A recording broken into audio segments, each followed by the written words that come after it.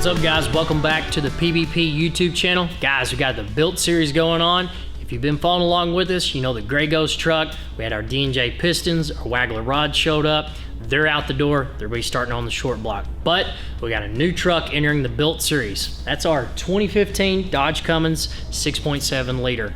Guys, this truck, we previously showed you, it's got a second gen swap installed on it. It's perfect for daily driving.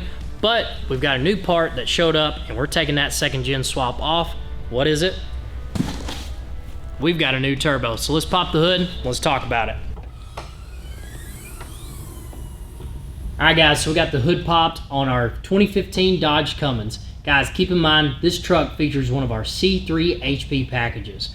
So that's a second gen swap with a billet S467 turbocharger and a steed speed manifold, all topped with custom powder coating. So guys, this kit's perfect. It'll do over 800 horse when we push it with the adequate fuel, or it'll drive like factory with stock fueling. So there's really no reason to change this kit unless you're in the business to go for more power and to push these trucks to their limits, and that's what we're going to do. C4 HP package is the next level. That's what we're going for. So 900 rear-wheel horsepower. So guys, how are we going to achieve that?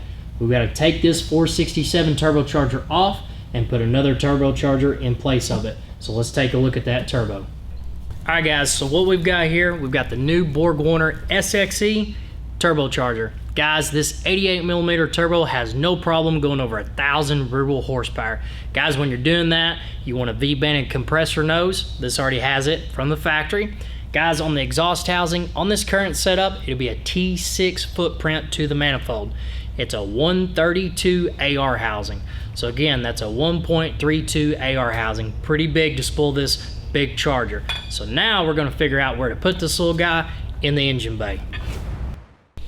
All right, guys, so right off the bat, thinking the same thing you're thinking, where we're gonna put this 88mm turbocharger. Guys, that second gen swap, it fits perfect, but if we just put this in place, one, it's not gonna fit, it'll hit the firewall. We're gonna have to change up the air intake on it and change up the charged air pipe going to the intercooler.